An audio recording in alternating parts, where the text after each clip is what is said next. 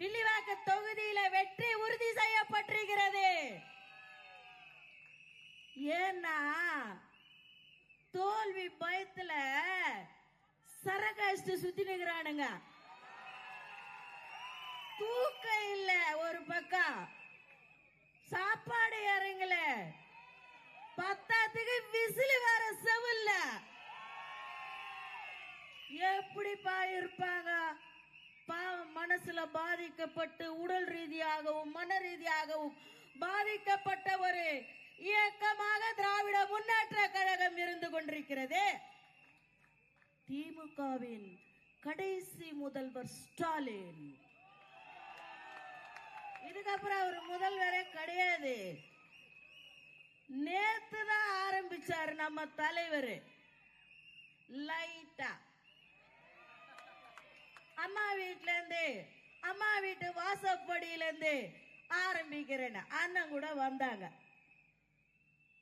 அதுக்கே மிரண்டு அடுத்த தொகுதியில ஸ்டாப், கண்டிஷன், பர்மிஷன், நில்லு, நகராதே. ஏயா இவ்வளவு பயம்? நீதான் பவள விழா வச்ச, நீதான் பவள விழாச்ச, ஏன் பயப்படுற? அறிஞர் அண்ணா சொன்னார் புரட்சி தலைவரை பார்த்து. அப்பொழுது அவர் நடிகர் ராமச்சந்திரா, உன் முகத்தை மட்டும் காற்று, நான் 1000 வாக்குகள் வாங்குவேன் என்றார். இன்றைக்கு என் தலைவன் பரப்புரை செய்ய வேண்டாம், எங்க பேச வேண்டாம், முகத்தை மட்டும் காட்டினாலே போதும். லட்சக்கணக்கான ஓட்டு. ஏன்னா இந்த மண்ணையும் மக்களையும் நேசிக்க கூடிய ஒரே தலைவர் நம் தலைவர் இல்லையா? எவ்வளவு பேர் நேத்து அந்த கொளுத்துற வெயிலையும் வில்லிவாக்கம் தொகுதியிலும் அந்த கொளத்தூர் தொகுதியிலும் மக்கள் பசி மறந்தார்கள், வெயிலை மறந்தார்கள், அந்த ஒரு இறுக்கத்தை மறந்தார்கள். தலைவன் முகத்தை காண மாட்டோமா? அந்த ஏக்கம், அந்த பாசம் 2026 விசிலாக ஒலிக்கும். என்னவோ நினைச்சுக்கின்னு எங்களுக்கு அனுபவம் இல்ல. ஆமா, நாங்க ஒத்துக்கிறோம், அனுபவம் இல்ல. உங்களை மாதிரி கொள்ள அடிக்க எங்களுக்கு அனுபவம் இல்ல, கொலை பண்றதுல அனுபவம் இல்ல, கனிம வளத்தை கொள்ள அடிக்கிறதுல அனுபவம் இல்ல, கள்ளசாராயம் காய்ச்சறதுல அனுபவம் இல்ல, கட்ட பஞ்சாயத்து பண்றதுக்கு அனுபவம் இல்ல, ஏமாத்தி ஓட்டு வாங்கி எம்எல்ஏ ஆன அனுபவம் எங்களுக்கு கிடையாது.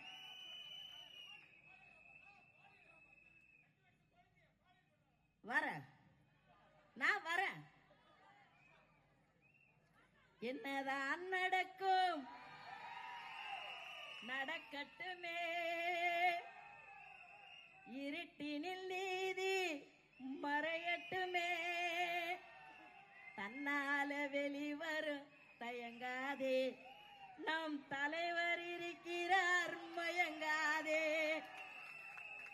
நம் தலைவர் இருக்கிறார் மயங்காதே. இந்த திமுகவின் நிலைமை இப்பொழுது எப்படி இருக்கு தெரியுமா? ஐசியூவில் கிடத்தப்பட்ட ஒரு பேஷண்டை விட இப்போவோ அப்போவோ பால் ஊத்துற நிலைமையில இழுத்துக்கினுக்குது. மண்ணை ஊத்து மூஞ்சிடும், பொண்ண அரைச்சி ஊத்து மூஞ்சிடும், புச்சவங்களை இட்டு பேசவை மூஞ்சிடும். எப்ப எங்க தலைவர் விக்கிரவாண்டியில ஆரம்பிச்சாரோ அன்னைக்கு தூக்கம் போச்சுமா தமிழக முதல்வர் ஸ்டாலினுக்கு. ஏன்னா அவங்கள தவிர யாரும் ஆட்சி நடத்த கூடாது, பதவிக்கு வரக்கூடாது, அவங்க மட்டும்தான். இப்ப தேர்தல் அறிக்கையில அந்த ஒவ்வொரு வேட்பாளரும் சொத்து மதிப்பீடுன்னு ஒண்ணு கொடுப்பாங்க. அநியாயத்துக்கு புலி வச்சுக்கிறாருமா. அவருக்கு 3 கோடி இருக்குதான், அந்த அம்மாக்கு 1,10,00,000 ரூபாய் தான் இருக்குதான், வேற சொத்தே கிடையாதான். நம்பிட்டேன். நம்பிட்டேன். இந்தியாவின் 7வது பணக்காரர் இந்த திராவிட குடும்பம். நம்ப முடியுமா? நீங்க சொன்னா நாங்க நம்பிடுவோமா? இந்த பாட்டில் வந்த உடனே நம்ம தம்பிங்க அண்ணனுங்க அண்ணன் கூட எழுந்து ஓடினாரு. ஏன்னா அந்த தாவேக்கால சிறியவர் முதல் பெரியவர் வரை வீரம் இருக்கிறாங்கன்னு அண்ணன் ப்ரூவ் பண்ணிட்டாரு. எழுந்து ஓடினார் பாருங்க. பயப்படாதீங்க, காவல்துறை இருக்குது, யாரும் பதட்டம் அடையாதீங்கன்னு சொன்னீங்க. நாங்க லேடிஸ் பயப்பு இல்லப்பா. நீங்க தப்பா புரிஞ்சுங்க. விட்டுருந்தா அவனை சட்னி ஆகியிருப்பான். ஆத்தா கிட்ட குடிச்ச பாலெல்லாம் கக்கி இருப்பான். சாராயத்தை ஊத்தி பாட்டில குத்த அனுப்பிச்சாங்களா தம்பி? வா, இந்த மேடையிலே நிக்கிறேன் தேவகி அக்கா, வா ஒண்டிக்கு ஒண்டி வா பாக்கலாம். நம்முடைய ஒரே இது, நம்ம தலைவரை முதல்வராக்கணும். அவர் யாருக்கெல்லாம் இது கொடுத்திருக்காரு அவங்கள வேட்பாளராக்கி சட்டமன்றத்துக்கு அனுப்பணும். அதை மட்டும்தான் பேசணும்ன்ற மைண்ட் செட்ல தான் போறோம். ஆனா இந்த மாதிரி சின்ன சின்ன சம்பவங்களை நடத்துறாங்கன்னா எவ்வளவு கேவலமான இயக்கமாக இந்த திமுக இருக்கிறது. கொலைகாரன், கொள்ளக்காரன், கிட்னி திருடி, சட்னி திருடி, பனியன் திருடி, பாலியல் பண்றவங்க எல்லாத்துக்கும் பொறுப்பு கொடுத்து அவங்க எம்எல்ஏவா விளங்கிறோம். நல்லா விளங்கிறோம். பேயாட்சி செய்தால் பிணம் தின்னும் சாத்திரங்கள் சும்மாவா சொன்னாங்க? 2 வயசு குழந்தை ஞாபகம் இருக்கா? பாலியல் வன்புணர்வு. +2 படிக்கிற புள்ள இரவு நேரத்தில் மறைவிடம் சென்றிருக்கின்றால் இயற்கை உபாதையை கழிக்க. அங்க பாலியல் செய்து கண்ட துண்டமா வெட்டி போட்டிருக்கான் ஒரு கயவன். அதுக்கு கேட்டா ஒரு நல்லவர் சொல்றாரு, புதருக்குள்ளா லைட் போட முடியும். புதர்ல லைட் கேட்கலடா மடையா, புதர்ல தான் மறைவா போக முடியும். லைட் போட்ட ரோட்லயாடா உக்காந்து போக முடியும் எடுபட்ட பையில. மறைவான விஷயங்கள் மறைவான இடத்துல தான் நடக்கும். ஓப்பன்ல நடக்க இது கூட தெரியலம்மா. கேட்டா நமக்கு அறிவு இல்லைன்னுவாங்க. இவங்களுக்கு ரொம்ப அறிவு, ரொம்ப ரொம்ப அறிவு. 26ல தெரிஞ்சிடும். விசிலடி பெண்ண விசிலடி, தமிழ்நாடு குழுங்க நீ விசிலடி. விசிலடி பெண்ண விசிலடி, தமிழ்நாடு குழுங்க விசிலடி. நம்மை பிடித்த தீய சக்தி போக போகுதுன்னு விசிலடி. நம்மை பிடித்த தீய சக்தி போக போகுதுன்னு விசிலடி. போடு விசில, நல்லா போடு விசில. இந்த வில்லிவாக்கம் தொகுதியின் வேட்பாளர் அருமை அண்ணன் ஆதவ் அவர்களின் வெற்றி உறுதி செய்யப்பட்ட ஒன்று. அவ்வளவுதான், ஜெயிச்சுட்டோமா, நம்ம ஜெயிச்சுட்டோம். ஏன்னா நம்மள மாதிரி கஷ்டப்படுறவங்களுக்கு வாழ்க்கை முன்னேற வேண்டும் என்பதற்காகவே அண்ணனை நம்ம தளபதி இந்த தொகுதிக்கு கொடுத்திருக்காங்கம்மா. அண்ணனை நமக்கு கொடுத்திருக்காங்க. அண்ணன் ஒரு பிளேயர் என்பது எத்தனை பேருக்கு தெரியுமோ தெரியாதோ, இங்க நான் சொல்றேன். அண்ணனுடைய ஒவ்வொரு பதிலும் எதிராளிக்கு கேட்டு காம்பவுண்டுக்கு அண்ணன் போய் விழுற மாதிரி தான் இருக்கும். ஏன்னா அவரு ஃபுட்பால் பிளேயர். அச்சா மவன நீ காலி, 4 பீஸோ 3 பீஸோ எனக்கு தெரியாது. பேஸ்கெட் பால் இல்லையா, அது போட்டா போய் வலையில விழுந்துரும். மவன நீ காம்பவுண்டுக்கு வெளியே போய் விழுந்துருவேன். நீ காலி, நீ காலி. தோல்வி பயன் ஒண்ணு இருக்கு. நான் என்ன சொல்றேன், நாகரிக அரசியல் பண்ணுங்க. உங்களுடைய நிறைகளை சொல்லுங்கள், குறைகளை சொல்லுங்கள். எதிர்ப்பவர்களை தரம் குறையாம பேசுங்க.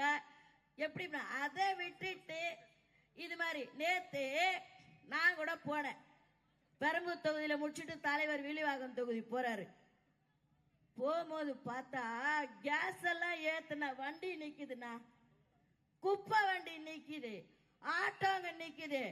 எப்பவுமே வராத இந்த இலவச பஸ் போயினே இருக்குது. எப்பவுமே வராது, இன்னைக்கெல்லாம் நிக்கணும். வந்தா 30 ரூபாய் 35 ரூபாய் அந்த மின்சார பஸ் வரும், இலவச பஸ்ஸே வராது. நேத்து என்ன போயினே இருக்குது. என்னன்னா நம்ம தலைவர் வருகையை தடுக்கிறாங்களாம். இது என்ன நியாயம்? நீ இதுக்கு பயப்படுறதுக்கு நீ பேசாம போயினே இரு. களத்துல நில்லு, களத்துல நில்லு. ஓட்டு கேட்க உனக்கு திராணி இருக்குதா? முதல்ல என்ன சொல்லி நீ ஓட்டு கேட்ப? பாலியல் வன்புணர்வு பண்ண வந்திருக்கிற, வா ஓட்டு போடுவியா? கலசாராயம் குடுக்க வந்துக்கிறேன் வா அப்படின்னு ஓட்டு கேட்பியா? நீ எல்லாத்தையும் விலை ஏத்திட்ட, வா ஓட்டு போடுன்னு கேட்பியா? எந்த முகத்தை வச்சுன்னு ஓட்டு கேட்க போறீங்க திமுக காரர்களே? அசிங்கமா இல்ல உங்களுக்கு? வெக்கமா இல்ல உங்களுக்கு? என் தலைவரே அனுபவம் இல்லை என்று சொல்கிறார்கள். தேர்தல் அறிக்கையிலே மகளிருக்கு உரிமை தொகையாக 2500 ரூபாய் கொடுக்க போகின்றார். திருமணமாகும் பெண்களுக்கு ஒரு பட்டு புடவையும் 1 சவரன் நகையும் கொடுக்க போகிறார். பிறக்கின்ற குழந்தைக்கு தாய் மாமனாக 1 கிராம் மோதிரத்தையும் அளிக்க போகின்றார். அன்னபூர்ணா திட்டத்தின் கீழ் விலையில்லாத 6 சிலிண்டர் வழங்கப்பட போகின்றது. இதெல்லாம் பயனுள்ள திட்டங்க. இவங்க என்னன்னா ஏதோ ஒரு கார்டு கொடுக்கறாங்களாம். அந்த கார்டுல மிக்சி, கிரைண்டர், ஃப்ரிட்ஜ் இதெல்லாம் யார் வீட்லயுமே இல்லையா? நான் கேக்குறேன், யார் வீட்லயுமே இல்லையா? அதுக்கு ஒரு 8000 ரூபாவா? ஏன்னா என்ன பண்றது, கோடி கணக்கில் சம்பாதிச்சிட்டாங்க. 8000 கொடுக்கறது பெரிய விஷயம் தான். அதுதான் நம்ம தலைவர் சொன்னார், எவ்வளவு குத்தாலும் வாங்கிக்கங்கம்மா, ஓட்ட போட்டுருங்க. அது கூட தப்பா? அது எப்படி அவர் சொல்லலாம்? பேசினா தப்புன்ற, பேசலனா தப்புன்ற, எது சொன்னாலும் தப்புன்ற. எங்களை பார்த்தா உனக்கு எப்படிதான் இருக்குதுன்னு ஒன்னும் புரியலையே உனக்கு? என்னதான் நாங்க பேசுறது? அப்ப சொல்லு. நான் என்ன சொல்றேன், போட்டி 2 பேருக்கு நடுவுல தான் போட்டி. ஒண்ணு இன்னொன்னு, ஒண்ணு இன்னொன்னு, ஒண்ணு தூய சக்தி, ஒண்ணு தீய சக்தி. 2 பேருக்கு நடுவுல தான் போட்டி. அந்த வார்த்தையை கேட்டு கேட்டு பிபி சுகர் எல்லாம் ஏறி போய் தூக்கம் போய் தான் இப்ப அந்த பாட்டில் வந்தது. இப்ப பாட்டில் வந்தது, அதுதான் தூக்கம் இல்லை. குப்பை தொட்டில போற பாட்டில மக்கள் மேல வச்சுட்டான். அவன் நிதானம் இல்லாம இருக்கிறான். அவனை கிளப்பி அனுப்புனவன் என்ன நிதானத்துல இருப்பான் சொல்லுங்க? அவன் நிதானம் இல்லைன்னா அவனை அனுப்பிச்சவன் என்ன நிதானத்துல இருப்பான்? இந்த பிரச்சனை எல்லாம் வாழாம். தொகுதி மேம்படணும், சீர்படணும், விலைவாசி கட்டுக்குள் வரணும், படிக்கின்ற மாணவர்களுக்கு உரிய வேலை வாய்ப்பு கிடைக்கணும், நல்ல கல்வி கிடைக்கணும், தரமான வீடு கிடைக்கணும், முக்கியமா மகளிருக்கு பாதுகாப்பு கிடைக்கணும். இதையெல்லாம் தரப்போதுதான் நம் தலைவருடைய ஆட்சி. அதனால மக்களே, உங்கள் வாக்குகளை பொன்னான விசில் சின்னத்தில் வாக்களித்து நமது அண்ணன் ஆதவ் அவர்களை வில்லிவாக்கம் தொகுதியின் வெற்றி வேட்பாளராக ஆக்க வேண்டும் என்று சொல்லி மீண்டும் வெற்றி விழாவில் உங்களை சந்திக்கிறேன். நன்றி கூறி விடைபெறுகிறேன்.